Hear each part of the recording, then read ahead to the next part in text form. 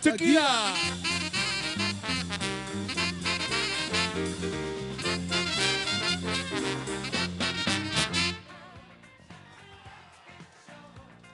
Tequila.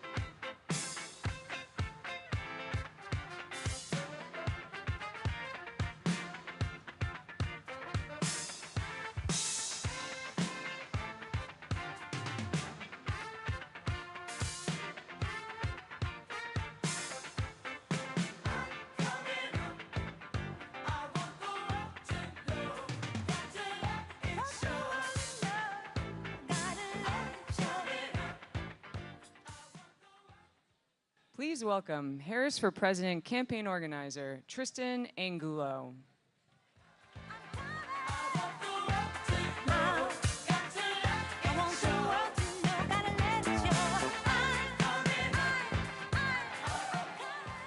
Hello, Green Bay. My name is Tristan Angulo, and I am the Regional Organizing Director for the Democratic Party of Wisconsin for Green Bay. We are so excited to have our future Vice President, Tim Walz, here with us. So, over the next 22 days, all eyes are on us, Wisconsin. The road to the White House runs through the state, it runs through the city. Yeah. Governor Tim Walz is a lifelong Midwesterner who understands middle-class values and has a proven track record of delivering for working-class families. He signed the largest tax cut in Minnesota history, capped the cost of insulin at $35 a month for many Minnesotans, and passed the largest infrastructure bill in state history, with bipartisan support to boot. Yes. Alongside Vice President Harris, he will fight for a future that strengthens our democracy, protects reproductive freedom, and ensures every person has the opportunity to not just get by, but to get ahead. Now, all of us in this room have the amazing opportunity to help our country get one step closer to that brighter future. If you do not want to have any regrets, wondering if there was anything more that you could have done to help elect Vice President Harris, Governor Tim Walz, and Democrats up and down the ticket, then take out your phones right now. You all have smartphones. Take them out right now. And go to wisdems.org/volunteer. You need to take out your phones right now and sign up to make calls, knock on doors, and talk to your neighbors about the importance of voting in this election. Now, let me say that again, wisdems.org/volunteer. We are going to win by having conversations with voters about the issues that matter to them, which is why we need every single one of you to get involved. There is so much at stake. It is not hyperbole when I say that. Our lives, our futures, and our freedoms are all on the line.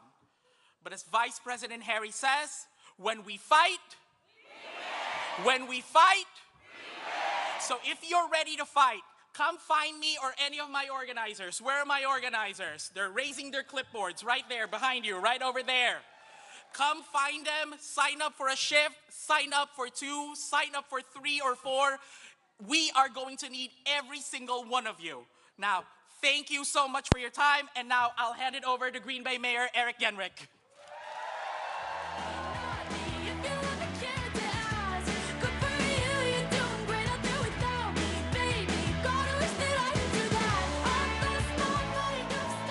All right. Well, thank you, Tristan. How are we doing out there? Excellent. Well, my name is Eric Genrich, and I am the mayor of Green Bay, and I'm so excited to have you all and Governor Tim Walz in downtown Green Bay. And as you can expect, I'm supporting VP Harris and Governor Walz in this most consequential of elections. And Green Bay, we are so close to that finish line. Ballots are already in the mailboxes, and in just 8 days, Wisconsinites will head to early voting sites to cast their ballots all across the state of Wisconsin, including right here in downtown Green Bay, and on the 29th over at Lambeau at the Tailgate Village, the best place to early vote in the state of Wisconsin. So we know, you know how close we are and what we're up against. Donald Trump's extremist Project 2025 agenda, a 900-page document outlining a second term that would give him unchecked power to rip away our fundamental freedoms, dismantle worker protections, and attack our democracy. No, we're not going back. Make no mistake, this is MAGA on steroids, without guardrails, without people like Mike Pence, Mark Esper, Mark Milley, and so many others who have told us exactly what we have to fear under Trump 2.0. Project 2025 would fundamentally change our lives by banning abortion nationwide, mass firing public servants, and dismantling the Department of Education. Trump's Project 2025 agenda would devastate middle-class families by cutting Social Security benefits, raising prescription drug costs, eroding workers' rights, and ending health care protections for Wisconsinites with pre-existing conditions. This ain't us. This is not what we're about. This extremist agenda is terrifying, but it's also mobilizing. Millions of people around the country are on the move, talking to friends, neighbors, and fellow voters, shocked by the indecency of Trump's extreme MAGA agenda, but also incredibly inspired by Kamala Harris's campaign, just as all of you are, just as all of your friends and neighbors are. Vice President Harris is fighting for a new way forward that protects our fundamental freedoms, strengthens our democracy, and ensures every person has the opportunity, as Tristan said, not just to get by, but to get ahead.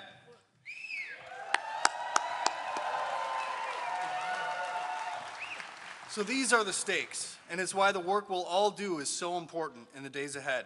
We're in the home stretch, but it's not time to let up on our efforts. It's time to redouble them. It's going to take all of us working together in this fight, because as Vice President Harris says, when we fight, when we fight, so let's do it. Let's elect Kamala Harris and Tim Walz, Senator Baldwin, and Wisconsin Democrats up and down the ballot. Thank you. Now let's go win this thing.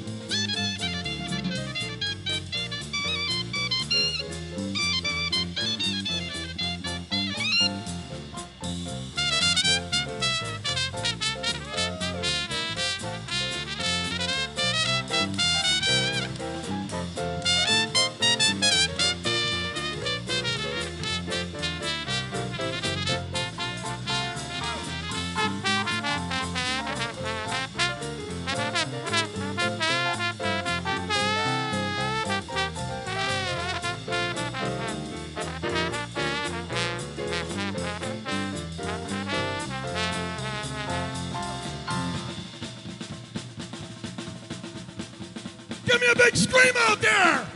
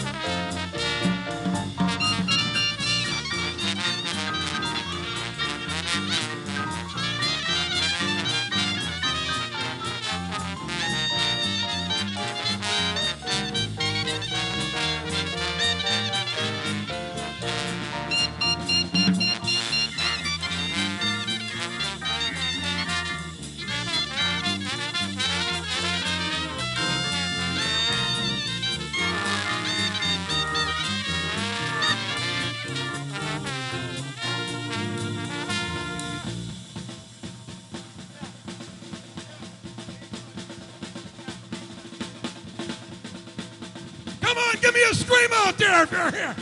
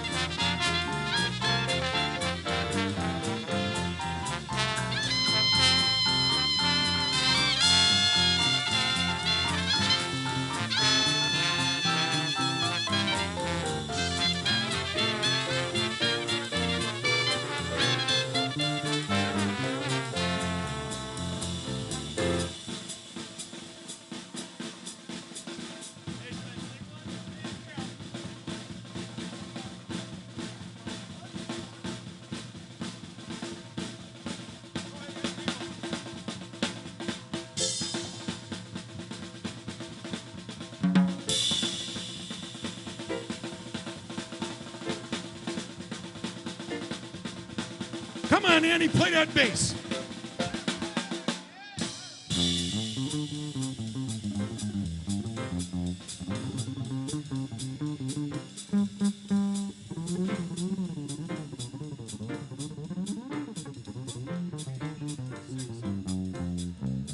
When the saints go marching in. Come on, let's hear When Green the Bay. saints go marching in. Come on, Green Bay. I want to be in that number. When the saints go marching in. Everybody! When the saints marching in. When the saints go marching in. I want to be in that number. When the saints go marching in.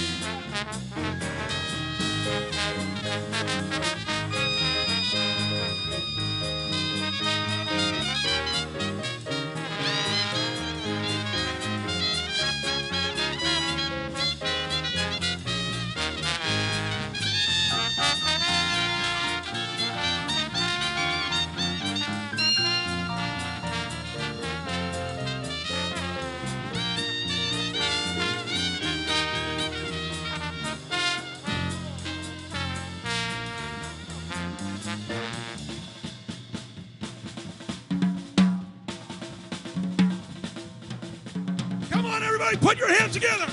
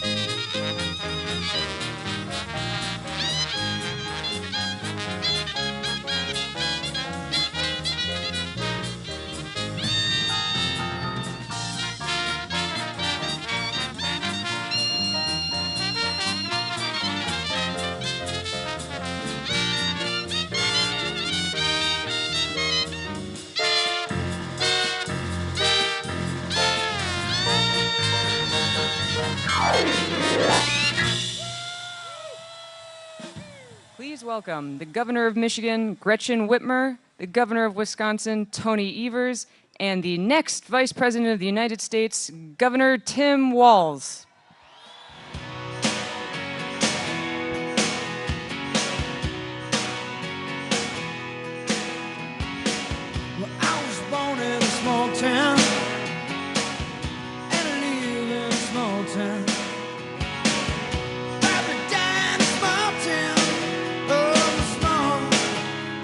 cheese. All my friends in some small town.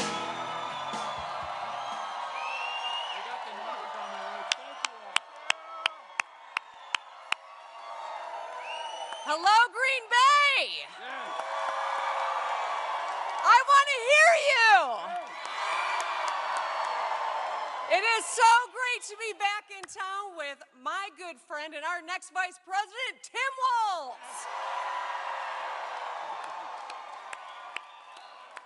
So we are taking this bus all across Wisconsin, Michigan, and Pennsylvania because together we're going to win this thing.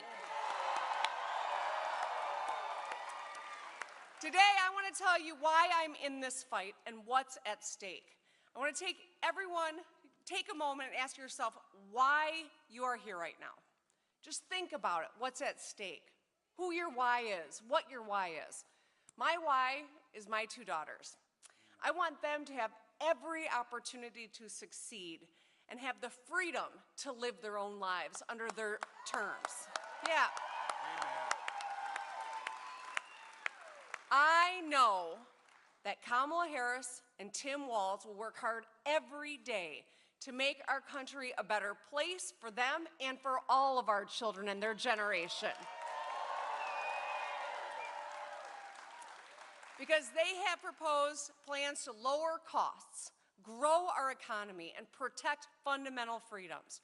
From building 3 million homes to tax relief for 100 million working and middle-class families. In-home care for seniors on Medicare, to protecting women's rights, workers' rights, and LGBTQ+ rights. There is a seat at the Walz and Harris table for every one of us in this country. Kamala Harris and Tim Walz have lived normal lives like ours. They get what we've been through, and that's why they're fighting for us. Donald Trump doesn't get you or your life at all. Do you think he's ever had to put off a car repair until he could afford it? I mean, do you think he's got a driver's license? You think he's ever scanned a coupon to save a couple of bucks when he was checking out of the grocery store? You think he's ever been in a grocery store? You think he ever sat down in front of 3 bills knowing he could only pay 1 or 2 of them? He only cares about himself, and he will say anything to get himself elected. As president, he will leave us behind just like he did before. Now, we here in the Midwest, we know about his record of broken promises, right? The Midwest is best and the world's got to learn, right?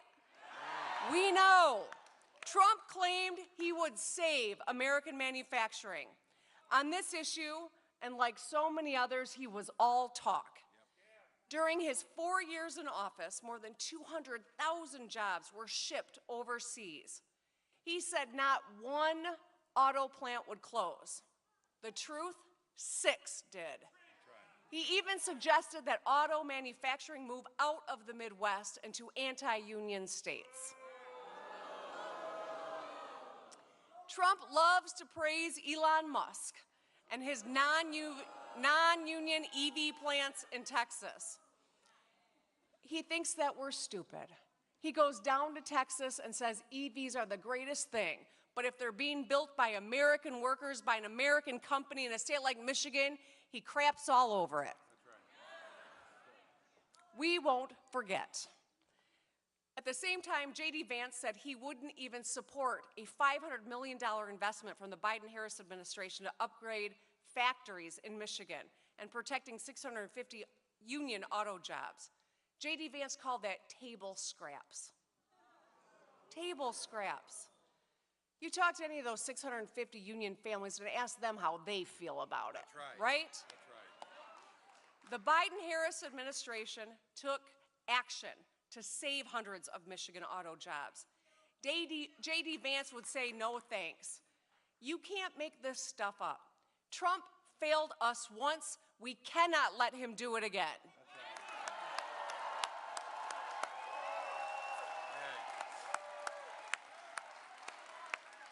No place in America.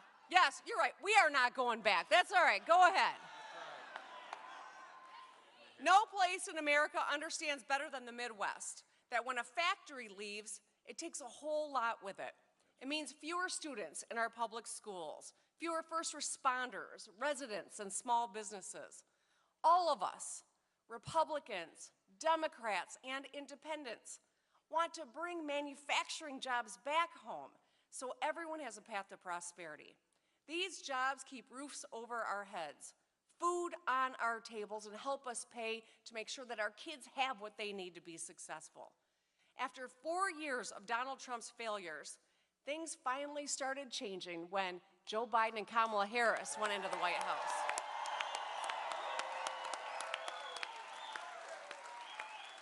They worked across the aisle to invest in American industry and Midwest workers. Today, there are more auto workers, more factories getting built, more roads getting fixed, more middle-class jobs than when Trump was president. The Midwest is moving forward thanks to Kamala Harris and leaders like Tim Walz. Say it with me, we're not going back.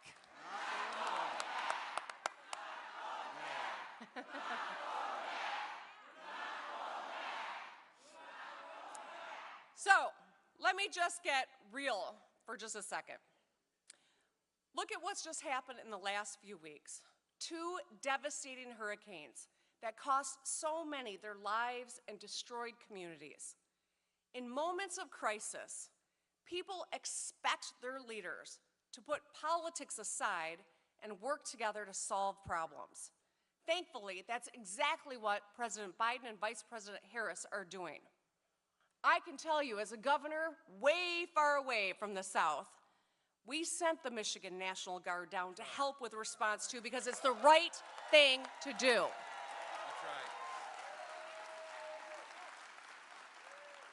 right. In a crisis, a leader who asks, was their governor nice enough to me when deciding whether or not to send tests to Vladimir Putin or the states of this country, is not the kind of leader we need. We need leaders who roll up their sleeves and say, what do you need and how can I help you, right?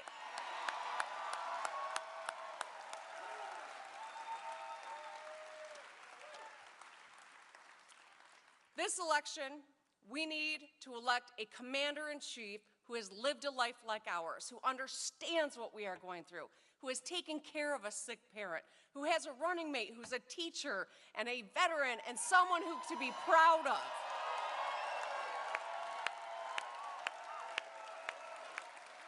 We deserve a commander-in-chief who is ready to hit the ground running on day one. Unlike Trump, the first thing that Kamala Harris will ask if any of us is trouble is, how can I help? What do you need? Are you okay? And where can I support you? That's what Kamala Harris will do as our commander-in-chief.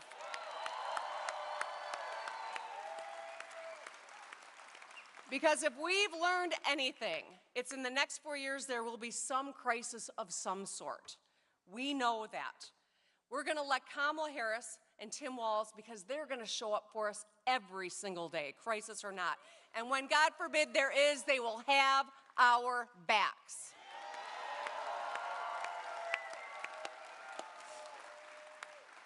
So, they are just like us. They embody the values of us Midwesterners. The things that we teach our kids here. Tell the truth, work hard, get shit done.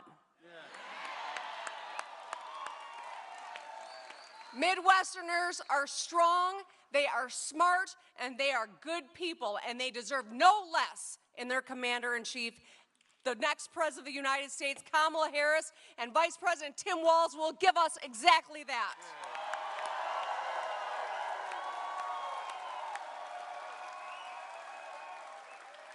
So, Wisconsin, are you ready to do everything we can in the next 3 weeks to make sure we win this thing? All right. Now, please join me in giving a big, warm welcome to your favorite governor and one of my favorite governors, Tony Evers. Thank you. Thank you. Thank you so much. Hello, Wisconsin. How the heck are you, Green Bay? You know, it sounds like you're jazzed as hell. Let's hear it again for Governor Whitmer. You know, it's not every day a Lions fan gets that kind of applause in Green Bay. But I'll tell you, I'm so glad she's here and spending a few days on the bus traveling across Wisconsin. Thank you so much. And also thank you to the Packer fan band. Where are you folks? Over there. Good job, everybody. So are you ready to hear from the next vice presidents of the United States of America? I take that as a yes. Wisconsin, you know, there's just a few weeks left to elect Kamala Harris and Tim Walz and send them to the White House. People are already voting, and so many undecided voters are yet to decide about who they're supporting. The work you do between today and Election Day can make a difference in this race. On November 5th, which happens to be my birthday, we're going to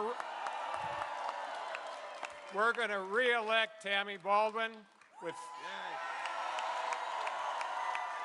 fair maps. With fair maps, we're going to take back the Assembly and pick up seats in the Senate. And we're going to flip a couple congressional districts in Wisconsin while we're at it.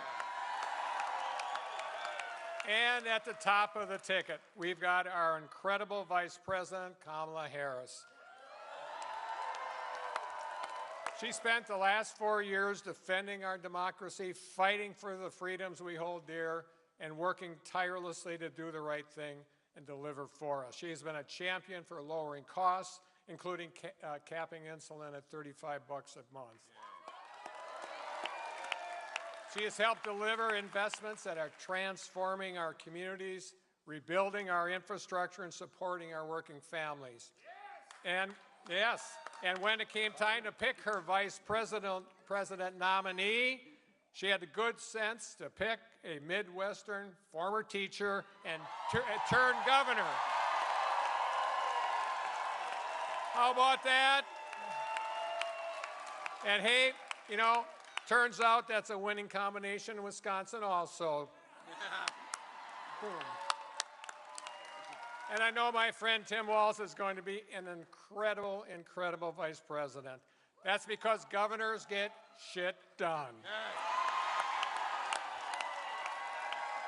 So, Wisconsin, I'm going to ask you, are you all in? Good, because we have to keep Wisconsin and the rest of the blue wall in place, because here's the deal about the two jokers in this race. Donald Trump and J.D. Vance are a dangerous threat to our country and our democracy. They're not running to help others or running to serve themselves and those at the top. Their radical Project 2025 agenda won't help Wisconsin families. It'll hurt them. Donald Trump brags about how he killed, quote unquote, killed Roe v. Wade. Because of Trump's hand-picked Supreme Court, Wisconsin women now know what it means to live in a state with a near total abortion ban. They know because they lived it here. We know Trump and Vance will try to pass a national abortion ban, roll back access to birth control, emergency contraception, and even fertility treatments.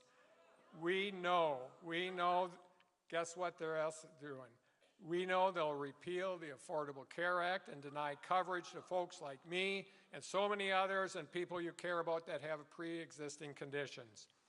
And they will give tax breaks for the ultra-rich and big corporations instead of helping working families get ahead. That's just wrong, folks. That's just wrong. Wisconsin, this November, the people have the power and we have a choice. And we're not going back. We're not going back. We're not going back. We're not going back. And in Wisconsin, we're going to tell Donald Trump, J.D. Vance, and Republicans up and down the ticket exactly that come November 5th. So let's get to work and let's win this damn thing. Now, it's my honor to introduce a friend, a fellow governor, and someone who's going to make a phenomenal vice president.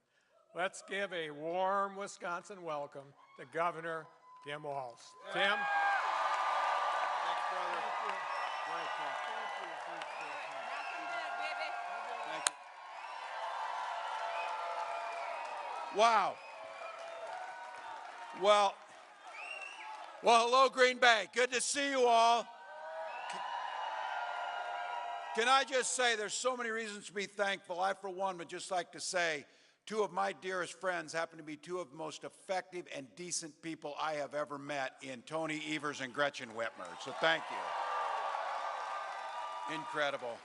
And as Tony said it, let's just be clear. I think you know in this state what you have, but on behalf of the rest of the country needs Senator Tammy Baldwin. Please send her back.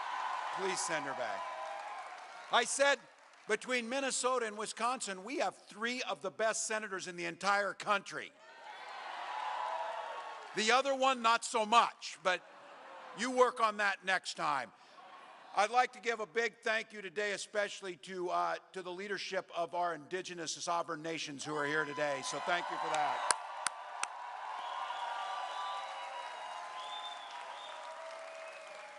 And each and every one of you, look, it's a Monday in October, and you came here, got in line, came in here to show how much you love this country and the work you're going to do for it. So thank you, each and every one of you. And because of that, I'm going to clear this up right at the beginning. I came just a few minutes ago from Lambeau Field. First visit, my staff was like, don't say anything about the Vikings. I said, that's like telling somebody not to swear in church. Of course you don't do that.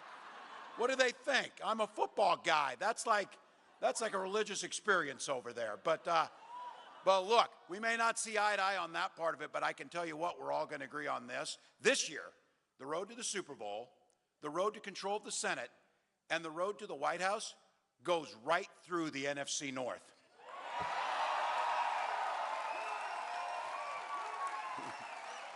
Michigan, Wisconsin, and Minnesota. Look, you had a Lions fan, a Packers fan, and a Vikings fan up here. The only thing more amazing is we got Bernie Sanders, Dick Cheney, and Taylor Swift all on the same ticket. Well, there you go. All right, 22 days until Election Day, and we are running like this is it. 22 days. 22 days till we win this thing. Everything is on the line. Everything is on the line. So Kamala and I, we are not going back. We are not going back. So look, we're barnstorming the country. We're doing radio, TV, podcasts. I'm about 2 hits away from being a regular on Fox News now. We're on a first name basis. But look, our policies help the people who listen to Fox News. That's why we need to get out there. Over the weekend, Kamala Harris made it very clear on this. She's ready. She has been making this clear for a long time. She's ready to be commander-in-chief, and she released her medical records. Straight, clean bill of health. Physical, mental stamina to do the job. Now, I think you all know where I'm going with this, don't you? We're all wondering, Donald Trump said that he would release his numbers. He would release his medical records.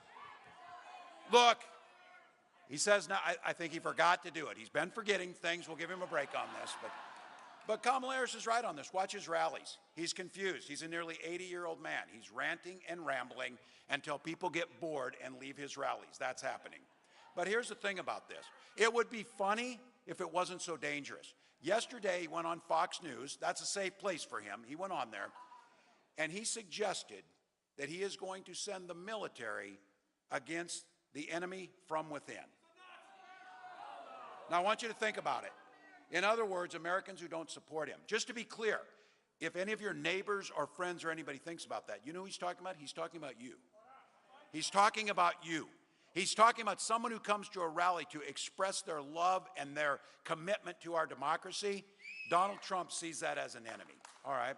So I have to tell you, as someone who wore this nation's uniform proudly, as someone who now is the commander-in-chief of the Minnesota National Guard, the idea of sending U.S. military personnel against American citizens makes me sick to my stomach. I'll tell you what, we'll let the lawyers decide if what he said was treason, but what I know is it's a call for violence, plain and simple. And it's pretty damn un-American, if you ask me. So look, if anybody wants to pretend that this is a normal conversation that Donald Trump is having, just dispel that. The former chairman of the Joint Chiefs of Staff, Mark Milley, said, "No one has ever been more dangerous to this country than Donald Trump, and he is a fascist to his core." Let that sink in, and don't be a damn bit afraid of saying it, because that's exactly who he is. That's exactly who he is. But here's the thing. Here's the good news. We get to do something about it. If you're like me, I am sick and tired of this guy, ready to turn the page on him, and we can do that by making Kamala Harris the President of the United States.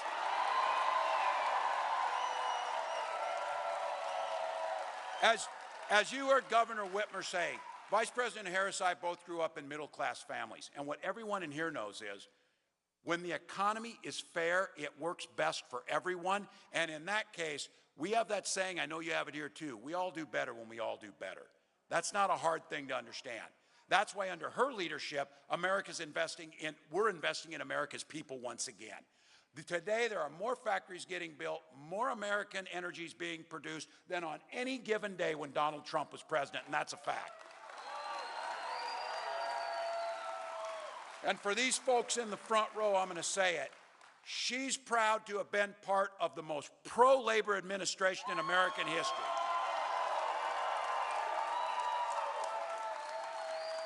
Unafraid and standing next to Joe Biden as we walk picket lines for workers demanding better pay and better working conditions. Because we know when workers win, America wins. It's that simple. And guess what? The middle class grows and businesses flourish. Now look, Donald Trump and J.D. Vance, they see things differently.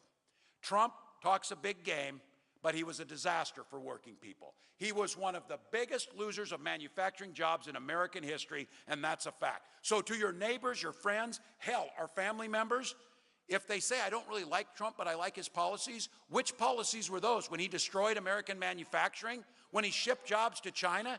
Hell, he doesn't even manufacture his Bibles here. He outsources that to China. So just so we know, under his leadership, 83,000 jobs disappeared in Wisconsin.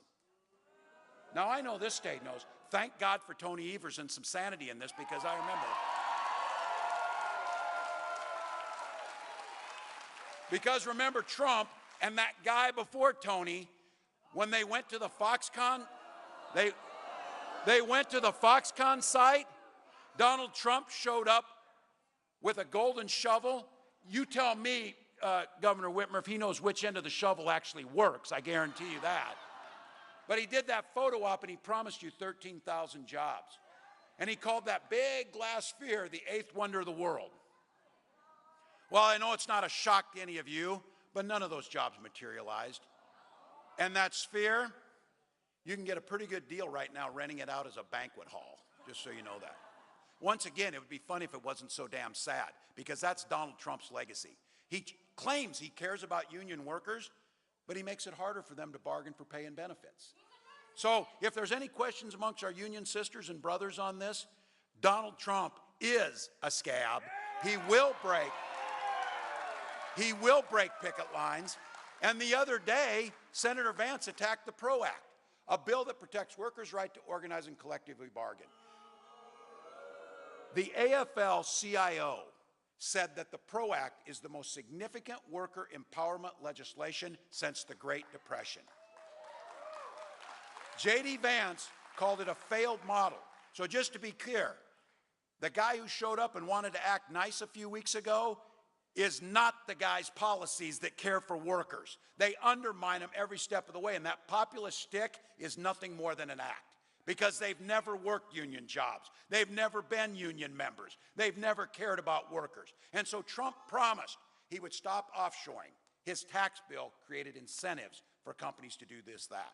He cut taxes for billionaires and corporations during his presidency, and 200,000 American jobs went overseas. So their revisionist history is a bunch of crap. It did not happen. They undermined us. Look, you all know it. We can't have 4 more years of this. We won't have 4 more years of it. We won't. Now, I want to make sure I speak precisely on this. I said Donald Trump doesn't have a damn plan. That wasn't quite true. He had a concept of a plan on health care, but he actually does have a plan. And they did us a favor, they printed it. It's about 900 pages of the Project 2025, just so you know. Now, he made it clear. He'll do it. He'll go what's in there. And just so all of you know, I'll save you the time of reading it, but you ought to see it. It's terrifying on this. He will gut the Affordable Care Act. That's when he said he had a concept of a plan on the ACA. And then J.D. Vance tried to explain what that was. And I said, you should go back to the concept of a plan, because you explain it, it's worse. Because it's not going to work.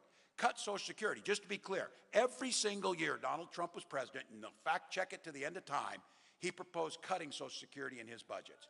And now he wants to impose a Trump sales tax on everything we buy. There is not an economist in the world who thinks Donald Trump's tariffs won't end up costing you about $4,000 per family. It's that simple.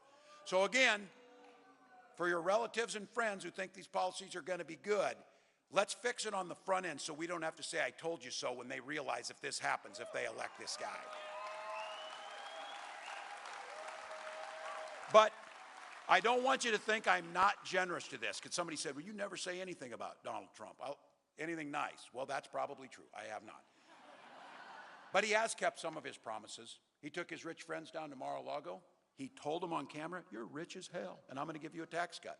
He delivered that tax cut. So look, I know that these guys put that thing out there. Now they pretend like, oh, I don't know what Project 2025 is. What is that? You know, now all of a sudden, oh, we'll protect women's reproductive rights. You know, we didn't say that. Of course they said it. They said it every step of the way. And I said, football folks here know, you draw up a playbook, you're going to run the plays. That's what Project 2025 is. They're going to run the plays. Just so you know, in there, a little side note, they're actually talking about privatizing the National Weather Service, the weather forecasting. Probably a pretty bad idea. Probably a pretty bad idea. Look, I say this, and I know this. I am preaching to the choir. But our recital is in 22 days, people. And we need to start singing. We need to start singing.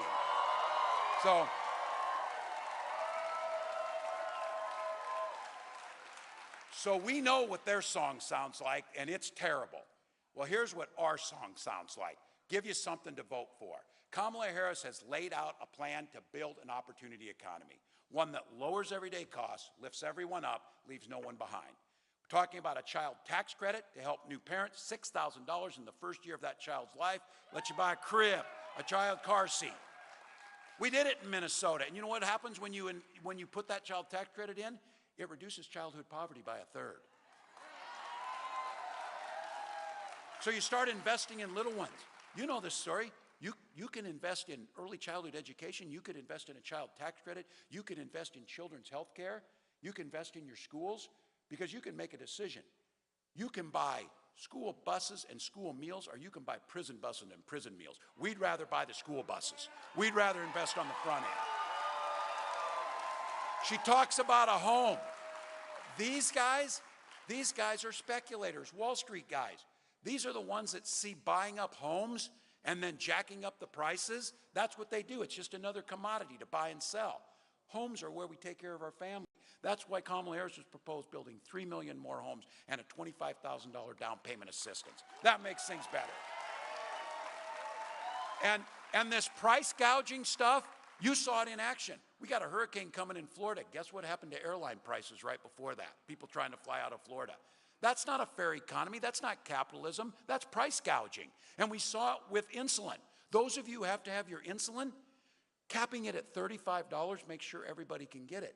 And you know why that's not against capitalism? Because it costs $5 to make that vial of insulin. Why were they selling it for $800? And the answer is because they could, and no one stopped them from doing it, and it was putting people's lives at risk. We can do the same thing with prices across the board. And for those of you who are small business owners, you know what you pour into that business. You know how hard it is to start it. Right now, forever, we've had a $5,000 tax credit for you to start that small business. That's not enough. Kamala Harris has proposed a $50,000 tax credit that lets you get your small business off the ground. That's the way it should be. And then some of you, for the gray hairs in here, or those of you who aren't gray hair, if you're caught in that sandwich generation, if you're like me, I got a nearly 90-year-old mom, and as of yesterday, I have an 18-year-old son on this, so there we go. Gus turned 18 yesterday, and he said, "Dad, you're working hard to get my vote." So there it is. But if you're in that generation, you're concerned about costs. You're concerned about apprenticeship programs or college. You're also concerned about Medicare and care for those parents. Kamala Harris proposed what I think is the most groundbreaking change to Medicare in maybe the last 50 years. The ability to pay for home health care for our seniors when they're at home. It's incredible. And get this, Medicare, some of you know this, Medicare didn't pay for vision and hearing. Those are important things when you need. So she proposed adding that to Medicare so that our seniors can get their hearing aids and their glasses. So here's the one. Clip this for your Republican uncle or your brother, if you're in some of us, and let them know. When did the party of Ronald Reagan decide that it was okay for government to make your personal choices? Look, the Republican Party has added much to the benefit of this country, but that's not who Donald Trump and the MAGA folks are. When Vice President Harris and I talk about freedom, she comes out to the stage on the song Freedom. It's not just a song. We mean that you should be free to make the decisions about your health care and your family, not politicians.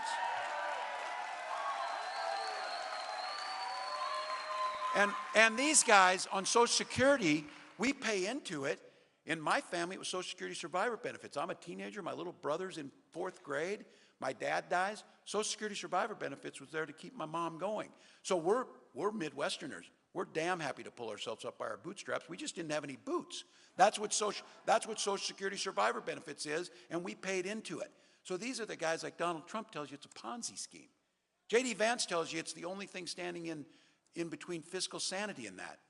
No, it's not. It's tax. How can a guy like Donald Trump not pay taxes for 10 of the last 15 years and then complain about Social Security? So Kamala Harris has said, we will strengthen Social Security and Medicare and make for a dignified retirement. And I'm going to say it on this one. Freedom means a lot of things. We're talking about freedom for you to make your own choices, freedom to retire in dignity, freedom to have health care. And I'll say this, freedom to send your children to school without worrying they'll be shot dead in that classroom. That's freedom. That's freedom. And I'm going to take no crap off these guys. I know guns. I'm a veteran. I'm a hunter. Kamala Harris is a gun owner, as we found out. We're not going to let them make this about the Second Amendment because we defend the Second Amendment. But our first responsibility is the safety and security of our children. That's our first responsibility. All right, you've seen it. Don't listen to the polling or whatever, but it's pretty clear on this that the message is sinking in with the women, fellas. So I'm going to make a message to the guys here for just a minute. I'm going to make a message to the guys here. If you got any women you love in your life, your wives, your daughters, your mothers, and friends, let's not forget, their lives are literally at stake in this election. Let's be very clear.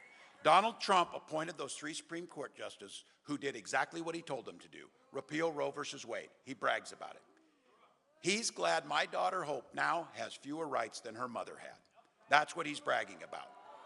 More than 20 states have the Trump abortion ban, which he calls a beautiful thing.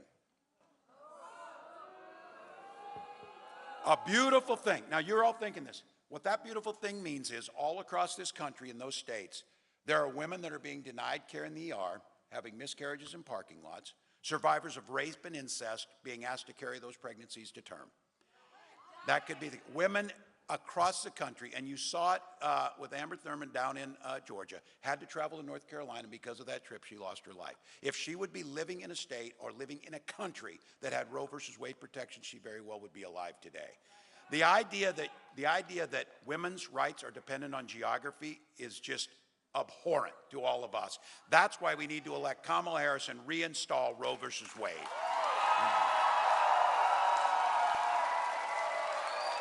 And here's another one for the guys. Here's another one for the guys, because we care deeply about the families. They're not done. Project 2025 is going to restrict access to fertility treatments. They're going to be ripping those away. I know there's those of you out there. If you've not been through the actual anguish of infertility, I guarantee you know somebody who has. My wife and I went through this for years. We had access to insurance, and we had access to fertility treatments. So I'll have to tell you this. I'll be damned if I would deny anybody else a chance to have the family that they want. And you all go back to this. Can you imagine the party of Ronald Reagan, the idea that Donald Trump and J.D. Vance should be able to tell you whether you have children or not? That is absolutely abhorrent. And I think when you talk to this issue about personal freedoms, while it puts women's lives at risk, every man in here, you have a vested interest to make sure that Donald Trump gets nowhere near the White House again on that issue alone. Now look, they are just getting started. If he wins, there's a good chance that the next president of the United States will appoint 2 or 3 more Supreme Court justices. An institution that already said he's got near total immunity and adjudicating the laws for our children and our grandchildren's lives. He could have 6 of 9 justices on the Supreme Court appointed by one man who's above the law.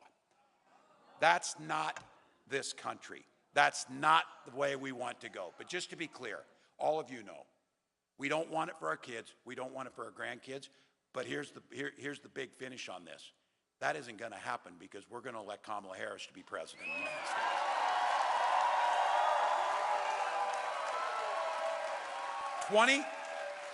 22 days, don't get complacent. I know that people are talking about this. Look, we are the underdogs. For Christ's sakes, I'm a Vikings fan. We're always the underdogs. You know that. Well, we're also 5-0 this year, so there's that. So look, I got to give the quote here on this. It was Vince Lombardi who gave that one, and I used it all the time on this. It's a very simple analogy that everybody in Wisconsin, everybody in Michigan, everybody in Pennsylvania knows. There is simply no substitute for work. No substitute for work. So look, 22 days, we're leaving it all on the field. It's all gas and no break for 22 days. I've been saying, I got to be careful on this one. I've been saying we're going to sleep when we're dead, people. I had a woman come up to me at a rally and say, you're taking that too literally, man. You look like hell. So big down there. So I'm not slowing down. You're not slowing down. There are people out there that don't have the ability to come to a rally. They're too busy. They're working 2 and 3 jobs. They're concerned about health care. They're concerned about their children. We owe it to them to do everything we can to win this thing. Hell, there may be people not voting for us, but I'll damn sure guarantee you the proposals we're putting forward and Kamala Harris as a president will serve them so much better than Donald Trump that we owe it to those folks too. So look, early voting starts in 8 days here on the 22nd. We need all of you to get out there, vote as early as you can. Get out and bring people to the polls. I'm telling you, this thing is going to be close because we're a divided country. It's going to be close because they will do everything they can to try and suppress votes and make people feel like it doesn't matter. That's where you all come in. You're motivated enough to be here. You've got a voice to talk to your neighbors. You know you run into those people who say, oh, I'm just not that into politics. Too damn bad. Politics is into you. Go vote. Go vote. And let them know. If you tell them, they'll go. 1 or 2 people in every precinct in Wisconsin or Michigan or Pennsylvania will be the difference, not just for the next 4 years, but for the next 40 years. And not just for this state or this country, but globally. The rest of the world is looking and saying, where is the America we love? Where is the America that leads with its values and its decency and its kindness? Well, I'll tell you where it's at. It's right in this room. And you know it's this simple. The vice president said it, and it seems simple, but you know it's true. Vince Lombardi's there's no substitute for hard work, and when you put that work in and we fight, we win. So Wisconsin, let's win this thing right through Green Bay. Let's elect Kamala Harris president. Thank you.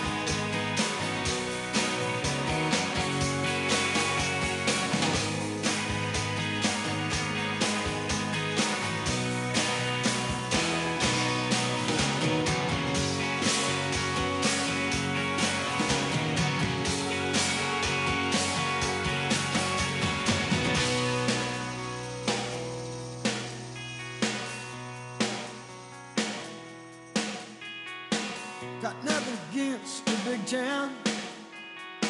Still hayseed enough to say, look who's in the big town.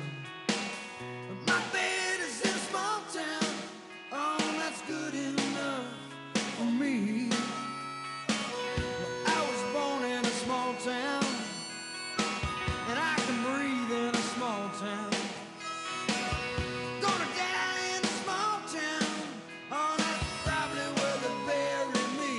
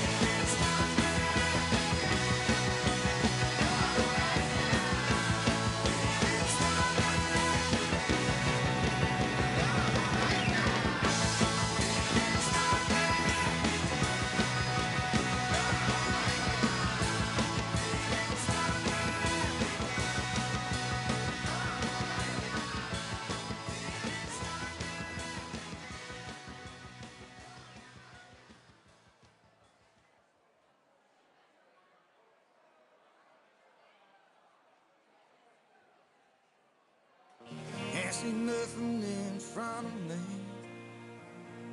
Can't see nothing coming up behind. Make my way through this darkness. I can't feel nothing but this chain that binds me. Lost track of how far I've gone. How far I've gone, how high I've climbed. On my back's a 60-pound stone. On my shoulder, half mile of line. Come on up for the rising. Come on up and lay your hands in mine. Come on up for the rising. Come on up for the rising tonight. Left the house this morning. Bells are ringing, filled the air. I was swearing the cross of my calling. On wheels of fire, I come rolling down here. Come on up for the rising. Come on up, lay your hands in mine. Come on up for the rising. Come on up for the rising tonight.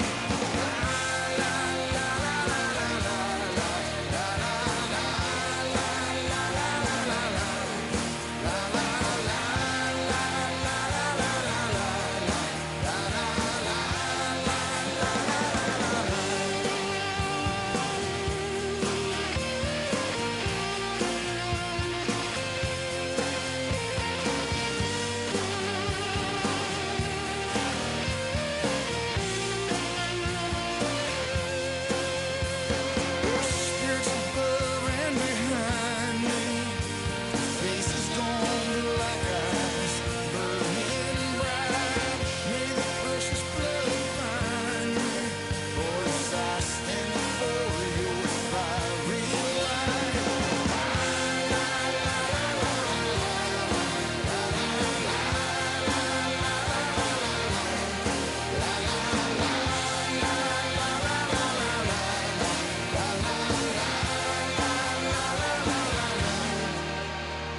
I see Mary in the garden of a thousand sighs. There's holy pictures of our children dancing in the sky filled with light. May I feel your arms around me. May I feel your blood mixed with mine. The dream of life comes to me like a catfish dancing on the end of my line. Sky of blackness and sorrow, dream of life. Sky of love, sky of tears. Sky of glory and sadness, dream of love. Sky of mercy, sky of fear. Sky of memory and shadow, dream of love. Your burning wind fills my arms tonight. Sky of longing and emptiness. Sky of fullness, sky of blessed life. Come on up for the rising. Come on up, lay your heads in mine. Come on up for the rising. Come on up for the rising tonight.